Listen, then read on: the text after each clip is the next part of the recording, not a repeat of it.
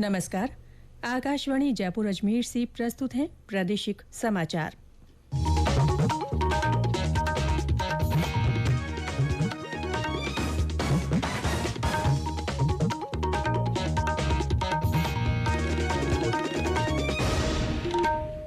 मुख्य समाचार। G20 शिखर सम्मेलन की तैयारियां जोरों पर। प्रधानमंत्री के प्रमुख सचिव पीके मिश्रा ने की समीक्षा। राज्य सरकार के मिशन 2030 को लेकर आज से विभिन्न विभागों की ओर से कई कार्यक्रम आयोजित किए जाएंगे। लोकसभा अध्यक्ष ओम बिरला ने कोटा में डेंगू रोग की रोकथाम के लिए किए जा रहे प्रयासों की समीक्षा की। और रक्षाबंधन का पर्व आज भी प्रदेश में उल्लास के साथ मनाया जा रहा है।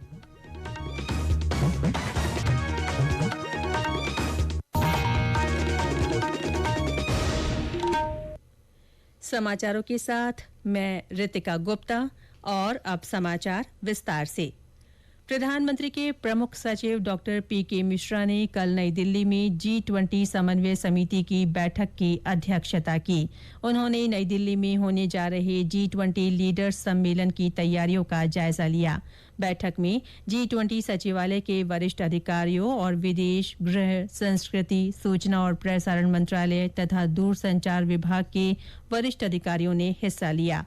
विभिन्न एजेंसियों के बीच बेहतर समन्वय के लिए भारत मंडपम में बहु एजेंसी नियंत्रण कक्ष स्थापित किया गया है। G20 के लिए मोबाइल ऐप भी विकसित किया गया है, जिसे G20 इंडिया नाम दिया गया है। इसे एंड्रॉइड और iOS मोबाइल फोन पर डाउनलोड किया जा सकता है। प्रमुख सचिव ने संबद्ध अधिकारियों से सुरक्षा पहलुओं की भी जानकारी ली। उन्होंने मीडिया प्रबंधों की भी समीक्षा की। इलेक्ट्रॉनिकी और सूचना प्रौद्योगिकी मंत्री अश्विनी वैष्णव ने कहा है कि भारत विश्व में ज्यादातर कंपनियों के लिए भरोसेमंद और विश्वसनीय साझेदार बन गया है। उन्होंने कहा कि सरकार को आईटी हार्डवेयर के लिए उत्पादन से जुड़ी प्रोत्साहन योजना के तहत देश में लैपटॉप, पीसी और सर्वर के उत्पादन के लिए कंपनियों से आश्चर्यजनक प्रतिक्रिया मिली है। श्री वैष्णव ने कल नई दिल्ली में संवाददाताओं को बताया कि भारत की विनिर्माण क्षमताओं को बढ़ाने के लिए इस योजना के तहत अब तक 32 आवेदन प्राप्त हुए हैं। केंद्रीय मंत्री ने कहा कि 17,000 करोड़ रुपए के बजटीय आवंटन के साथ इस वर्ष मई में आईटी हार्डवेयर के लिए पीएलआई स्कीम के दूसरे चरण को मंजूरी दी गई थी। उन्होंने कहा कि लैपटॉप, पीसी और सर्वर के उत्पादन से जुड़े इन कारखानों से 75,000 लोगों को प्रत्यक्ष रोजगार मिलने की संभावना है। केंद्र सरकार की नवोन्मेषी रोजगार प्रोत्साहन योजना आत्मनिर्भर भारत रोजगार योजना ने अपने प्रारंभिक रोजगार सृजन लक्ष्यों को पार कर लिया है, जो कि कोविड-19 महामारी के दौरान रोजगार सृजन में अपनी सफलता को दर्शाता है। श्रम और रोजगार मंत्रालय ने बताया है कि इस योजना ने मार्च 2022 में पंजीकरण की अंतिम तारीख तक पूरे भारत में लगभग 71,80,000 कर्मचारियों को लाभान्वित करने का लक्ष्य रखा था। वहीं 31 जुलाई 2023 तक योजना ने पहले ही इस लक्ष्य को हासिल कर लिया। नए कर्मचारियों की संख्या 75,80,000 से अधिक है, जो इसके प्रारंभिक रोजगार सृजन लक्ष्य को पार कर गई है। मंत्रालय ने बताया कि अब तक कुल 1,52,380 प्रतिष्ठानों ने 60,44,000 से ज्यादा नए कर्मचारियों को रोजगार दिया है और सभी पात्रता शर्तों को पूरा करने पर 9,669 करोड़ 87 लाख रुपए की राशि का लाभ उठाया है। ये योजना अक्टूबर 2020 में शुरू की गई थी। राज्य सरकार द्वारा चलाए जा रहे मिशन 2030 अभियान को लेकर कार्मिकों और हितधारकों के आमुखीकरण के लिए आज से कई कार्यक्रम आयोजित किए जाएंगे। इन कार्यक्रमों का आयोजन विभिन्न विभागों की ओर से वीडियो कॉन्फ्रेंसिंग के माध्यम से ग्राम पंचायत स्तर तक किया जाएगा। शुरुआत में शिक्षा विभाग और उच्च शिक्षा विभाग की ओर से ये कार्यक्रम होगा। इसमें प्रदेश भर के स्काउट्स, गाइड्स, एनएसएस और एनसीसी कैडेट्स तथा पंचायत सहायकों का मिशन 2030 के संबंध में आमुखीकरण किया जाएगा। दोपहर में सूचना प्रौद्योगिकी और संचार विभाग तथा जलदाय विभाग और आज शाम को सहकारिता विभाग द्वारा अपने कार्मिकों और हितधारकों के लिए आमुखीकरण कार्यक्रम आयोजित होंगे। ये समाचार आकाशवाणी जयपुर अजमेर से प्रसारित किए जा रहे हैं। लोकसभा अध्यक्ष ओम बिरला ने कल कोटा में डेंगू रोग की रोकथाम के लिए किए जा रहे प्रयासों की समीक्षा की। मेडिकल कॉलेज परिसर में आयोजित हुई बैठक में उन्होंने चिकित्सकों को निर्देश दिए कि डेंगू रोग की रोकथाम और बचाव के लिए हर संभव प्रयास किए जाएं। उन्होंने प्रशासन को लोगों में जागरूकता लाने के निर्देश दिए। श्री बिरला ने कहा कि डेंगू के बढ़ते मामले चिंता का विषय है। उन्होंने चिकित्सकों से डेंगू के प्रसार की विस्तृत जानकारी ली। चिकित्सकों ने बताया कि अधिकांश मामले तलवंडी, जवाहर नगर और महावीर नगर क्षेत्र से आ रहे हैं। इस रोग की रोकथाम के लिए मुख्य चिकित्सा और स्वास्थ्य अधिकारी कार्यालय से अनेक टीमों को लगाया गया है, जो जागरूकता उत्पन्न करने का प्रयास कर रहे हैं। बैठक में श्री बिरला ने कहा कि डेंगू की जांच दर भी सस्ती की जाए ताकि आमजन को राहत मिले। नागौर डीडवाना के राणासर गांव के पास 2 युवकों की हत्या और एक व्यक्ति के घायल होने के मामले में भारतीय जनता पार्टी की ओर से जांच समिति का गठन किया गया है।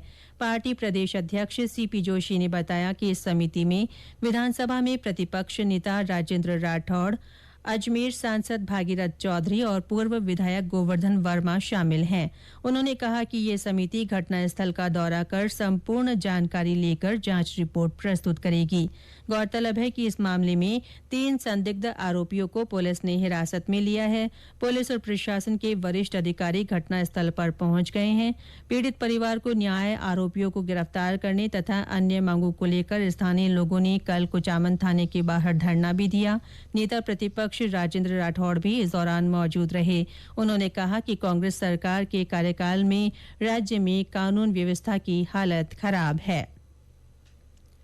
आज पूर्व राष्ट्रपति और भारत रत्न से सम्मानित प्रणब मुखर्जी की पुण्यतिथि है। केंद्रीय सड़क परिवहन और राजमार्ग मंत्री नितिन गडकरी ने सोशल मीडिया पोस्ट के माध्यम से उन्हें श्रद्धांजलि दी है। सूचना और प्रसारण मंत्रालय ने भी पूर्व राष्ट्रपति को नमन किया है। एक सोशल मीडिया पोस्ट में मंत्रालय ने कहा कि श्री मुखर्जी एक महान राजनेता और उत्कृष्ट विद्वान थे, जिन्होंने विभिन्न क्षमताओं में देश की सेवा की और विकास पथ पर एक अमिट छाप छोड़ी। रक्षाबंधन का पर्व आज भी प्रदेश में हर्ष और उल्लास के साथ मनाया जा रहा है। इस अवसर पर बहनें जहां अपने भाइयों की कलाई पर राखी बांधकर उनकी लंबी आयु की कामना कर रही हैं, वहीं भाई बहनों की रक्षा का वचन देकर उन्हें उपहार दे रहे हैं। विभिन्न मंदिरों में भी आज ही भगवान को राखी भेंट की जा रही है। नाथद्वारा के श्रीनाथ जी मंदिर में श्री प्रभु को आज सुबह राखी भेंट की गई। रक्षाबंधन के मौके पर राजस्थान रोडवेज की बसों में आज भी महिलाओं और बालिकाओं के लिए निःशुल्क यात्रा की सुविधा रखी गई है। 1 जुलाई से शुरू हुई 62 दिन की वार्षिक अमरनाथ यात्रा आज समाप्त हो रही है। देश के विभिन्न हिस्सों से आए लगभग 4.5 लाख तीर्थयात्रियों ने अमरनाथ मंदिर में प्राकृतिक रूप से बने बर्फ के शिवलिंग के दर्शन किए हैं। इस साल की सफल अमरनाथ यात्रा के लिए प्रशासन की ओर से व्यापक इंतजाम किए गए थे। आज विश्व संस्कृत दिवस है। सूचना और प्रसारण मंत्रालय ने संस्कृत दिवस की देशवासियों को शुभकामनाएं दी हैं। इससे पहले कल शाम राज्यपाल कलराज मिश्र का आकाशवाणी और दूरदर्शन से प्रदेशवासियों के नाम संदेश प्रसारित हुआ। राज्यपाल ने संस्कृत को भारतीय संस्कृति से जुड़ी जीवंत भाषा बताया। उन्होंने कहा कि संस्कृत भाषा एक संस्कृति और एक विचार है, जिसे बढ़ाए जाने की आवश्यकता है। और अंत में मुख्य समाचार एक बार फिर। G20 शिखर सम्मेलन की तैयारियां नई दिल्ली में जोरों पर चल रही हैं। प्रधानमंत्री के प्रमुख सचिव पीके मिश्रा ने बैठक कर समीक्षा की। राज्य सरकार के मिशन 2030 को लेकर आज से विभिन्न विभागों की ओर से प्रदेश में कई कार्यक्रम आयोजित किए जाएंगे। लोकसभा अध्यक्ष ओम बिरला ने कोटा में डेंगू रोग की रोकथाम के लिए किए जा रहे प्रयासों की समीक्षा की।